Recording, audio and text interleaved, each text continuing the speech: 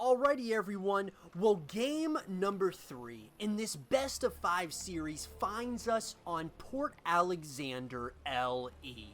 Spawning here in the top left hand corner of the map, playing with the red Terran pieces. He's currently down, but certainly not out of this thing just yet.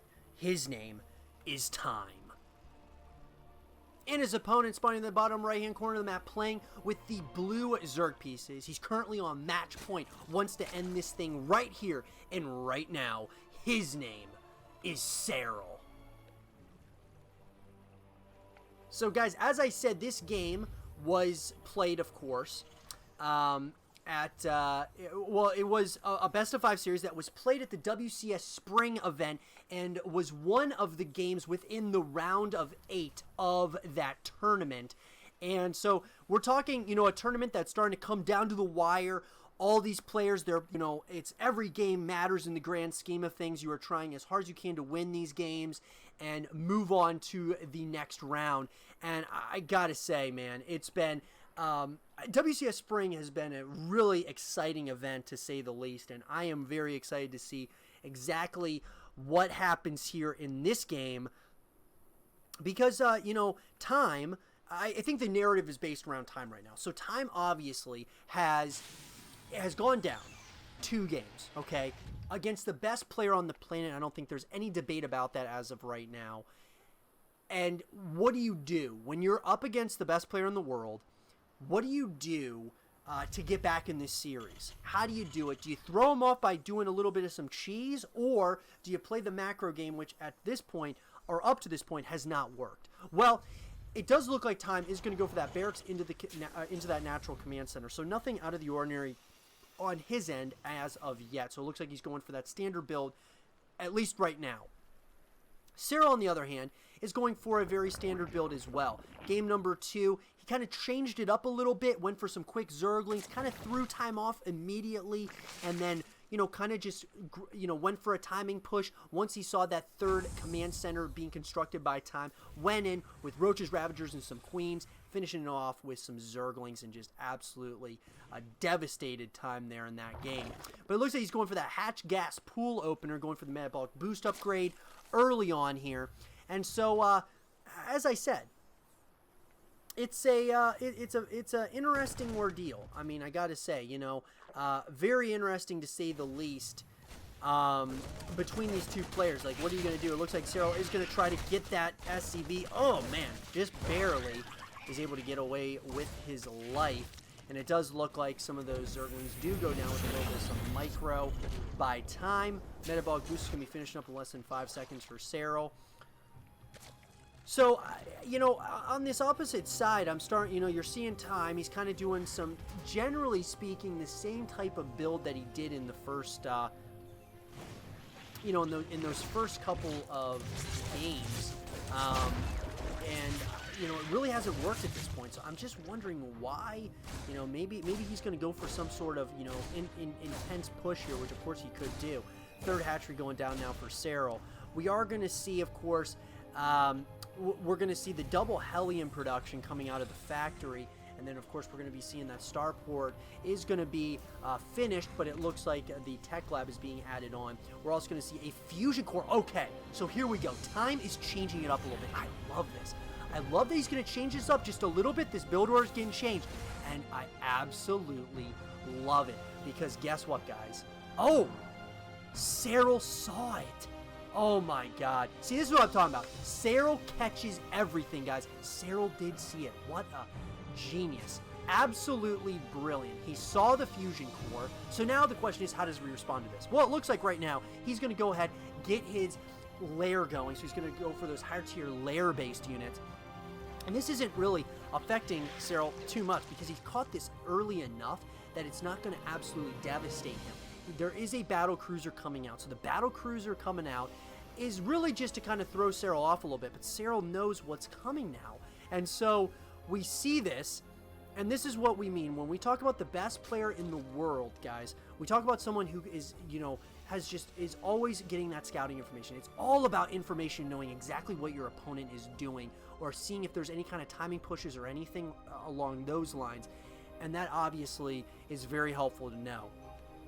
Time, however, even though he knows Serral saw it, he's going to go ahead and he is going to see, he's going to go ahead and continue onwards with the battle cruiser. He's going to probably go somewhat for a push here shortly, I would assume. We are going to see the Nidus worm. So the Nidus network's going to be coming in now. So that switch up for Serral, he's getting that Nidus network down. And so I love this. I love that Serral is going to try to take an opportunity and try to reverse this on Time. Because now Time, this is going to get interesting. Time is going to go ahead and is going to try to do as much damage as he can with the, of course, with the,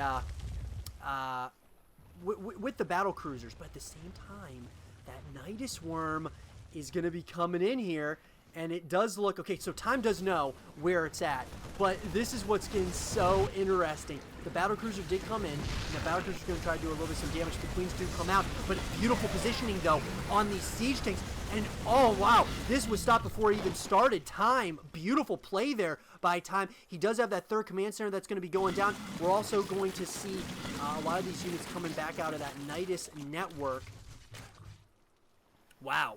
So it looks like Time actually got a good positioning. There's a lot of Zerglings out though, and those Zerglings, that just that really got shut down quickly as far as the Nidus worm is concerned. The Nidus network got completely shut down, and that's what you need if you are Time, is to really just stop Serral in certain areas. So I love Time. Not he's not afraid. He's going to continue making some of these battle cruisers, and I love the decision making to do that. I really do. So we're going to see more and more of these battle cruisers that are going to be coming out now, and I think that's a great decision by Time. He's going to go ahead. We're going to see the these double engineering bays that are going to be coming in. So he's going to be able to go get those +1/+1 upgrades. Now Serral's already on top of that. He's got the double evolution chambers, and so he's a little bit going to be a little bit ahead of the upgrade count as far as that's concerned. But we're going to see these battle cruisers are just going to do as much damage as they possibly can. And they are going to continue trying to take out as many of these queens as possible, really forcing a lot of those transfuses. Oh, that battle cruiser is getting very low on health. Does look like he ends up flying away, though, for the time being. And there's a nice-sized army now for Time. Time's got a nice-sized army. He's going to be able to land this third command center and start just, really getting fully saturated on 3 bases. I love it. I really do. I like the position Time is in right now. For the first time in the series, it feels like he's in a good position. I like it. He's really playing this beautifully. Look at that. Getting some of these Zerglings for practically free, and now it looks like he's going to go in for an attack. He's got a lot of units. Marines, some siege tanks, as well as some of those Hellions. And it does look like the Zerglings, though, the little run-by, though, could do a little bit of some damage here, as those Zerglings are going to be able to do a little bit of some damage, but at the same time, nothing too crazy as of yet for Serral. So Serral does have a lot of Zerglings out. He's got that Bailey Nest going down. He's got those +1 upgrades in. Once again, though, we are going to see these battle cruisers are going to be here. Battle cruiser is down, trying to do as much damage as possible. We're going to see the transfuses coming in now for that Spore Crawler. The Spore Crawler is going to most likely, looks like, almost go down there. As these battle cruisers are creating some problems for Serral, because it's forcing all of those transfuses out of the queens. Stim pack finishes up. We're seeing the infestation bits is going to be coming in here right now. Now you got to be careful. Do not want to just lose these battle cruisers. Oh my god, the battle cruiser.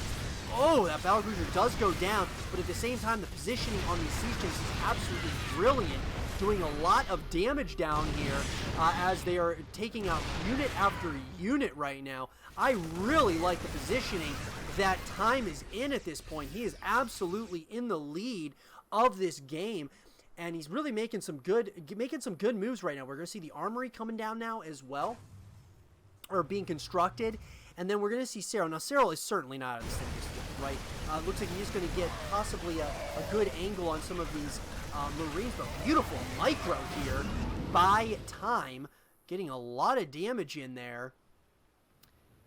And at the same time, we're going to see, you know, a lot of queens, though. There are a lot of queens out. Looks like 2 are on that production tab right now, so more and more queens are being produced. The hive is going to be coming in here shortly for Serral, but there is just a lot of units here that are trying to do as much damage as possible. Looks like Serral has had enough. He wants to do as much damage as he possibly can. Looks like these siege tanks are going to be basically going down here very, very shortly. Not completely taken out as of yet, but the positioning right now, Serral, his, you know, his supply is really plummeting at this point. I mean, it really is. It's not doing very good, and Time has to just keep on putting on the aggression, and I like the decision to go ahead and do that. Looks like he's going to continue onwards with that aggression, and we're going to see another battle cruiser is going to come down here, and this battle cruiser is going to try to take out another queen. Does take out one, and it looks like now Time is just all over the place. He's doing so much damage. GG is called. And Time is able to get back in this series, getting on the scoreboard. I hope you guys did enjoy this game between Time and Serral. And if you guys did, leave a thumbs up, subscribe for news, stay positive, and I'll see you guys all in game number 4.